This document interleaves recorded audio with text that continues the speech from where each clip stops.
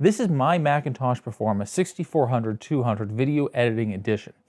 It was released in August of 1996 and discontinued a year later.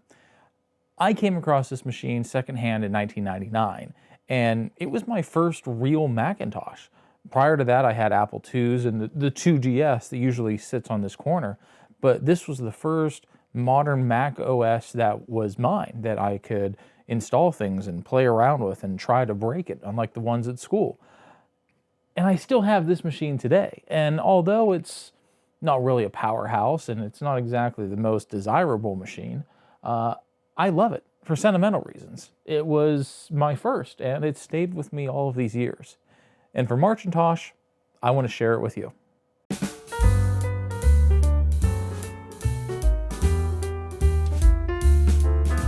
When this machine was released, it would have had 7.5.3 installed on it. Currently it has macOS 8.1, and I'm pretty happy with that. It does everything I need to do. Although this machine can run up to 9.1, probably 9.2.2, I'm just going to keep it as 8.1 for nostalgia reasons. Right now it has 72 megabytes of RAM, although we are going to upgrade that in this video to 136. We'll have two 64 megabyte sticks, and there's 8 megs of RAM on board. And we do have our PowerPC at 200 megahertz. Again, for this machine, does everything that I need it to do. This machine came pretty loaded with software: Adobe Illustrator, PageMaker, a bunch of games, and a bunch of other things that were, well, relatively pretty new and exciting for me as primarily a Windows user at the time. Mostly because this was the video editing edition. Well, that's loud. It had AV inputs, so AV and S-video inputs, and using an Apple Media Player, I could watch video, I can watch TV, I can play video games right on this computer. Of course, it was really meant for video editing, hence the video editing edition, but this was unique. It was really exciting. I thought it was the coolest thing to be able to plug my Genesis or my Nintendo into my computer and play it on this screen, albeit lower size than the TV I had. It was just a really great novelty. Now, one thing I do want to mention, I do intend on keeping the hard drive as is. It is the original 2 gigabyte spinning drive.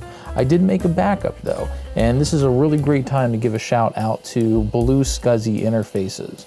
If you do anything with retro computing, especially on the Macintosh side, having at least one, probably the external Blue SCSI at your disposal is invaluable. I was able to make an image of this drive, and I use it to put software onto this machine. Because it doesn't have USB, it's nice to be able to use my Blue SCSI external drive, put software on here in a Windows environment, plug it into this old machine, and then transfer everything over. So it's what you'd expect from a mid-90s Mac. We have our CD drive, we have our floppy drive. You could put a zip drive or another CD-ROM up top here. We also have our IR port up front, volume controls, and headphones in. The one interesting thing about this edition, the bottom half here is all a subwoofer. So if you don't have external speakers plugged in, this is your subwoofer and speakers. If you do have external speakers plugged in, that just turns into the subwoofer. On the back of the machine, and these are heavy, heavy machines. One reason I'm actually not going to upgrade the hard drive in here is just because getting to the drive is like opening flight certified equipment. It is one of the most challenging and frustrating cases, in my opinion, to take apart. So on the back, there would have been a knob here for the subwoofer. That's removed, so you can just hit a flathead screwdriver in and you can adjust that. You see we have our AV in as well as S-video and AV out, SCSI connectors, and pretty much everything you would expect from a Macintosh at the time. The original internal clock battery, no surprise, has died, but not leaked. I've never seen one of these 4.5 volt boxes leak, but I assume it's a possibility. So I did replace that with this battery box here. I'll have a link in the description below. I think these are really great options. It does have a switch on it in case you wanted to kill power, but it's just AA batteries. It just makes it really, really convenient. What's also convenient about this is getting to the motherboard. There would be 2 screws here you just slide it out, and then you have access to the entire motherboard. So we can take this off, look at the RAM, and we'll look at everything else while we have this in here. So the first thing we need to do is get this video card out of the way, as well as this riser card here that we have access to the RAM.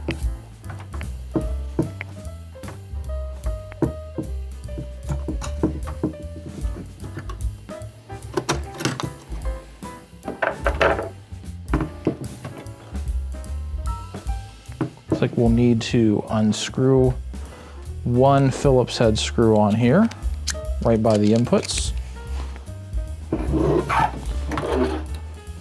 Take that one out, and then that should slide off. It's been years since I've actually been this deep in the machine.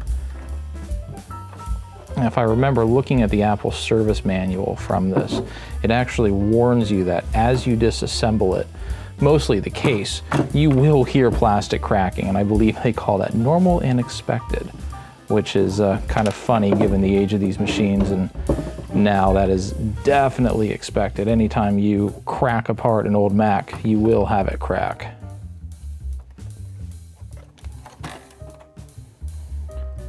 All right, so why is this not, maybe, there we go, there we go. All right, and then we have our 2 RAM sticks here. We'll pop out the old ones.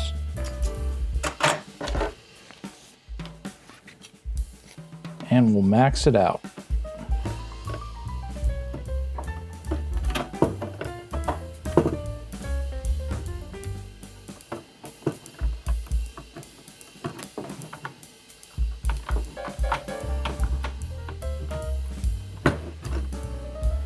Well, this is embarrassing. The RAM that I pulled out for this machine is wrong. I had the bag labeled wrong, and none of the extra RAM that I have works. So we're not going to be upgrading the RAM in this machine, but while I have it open, we are going to put the appropriate amount of thermal paste on our CPU here so it runs cooler, because, well, we opened it up, might as well do something in here.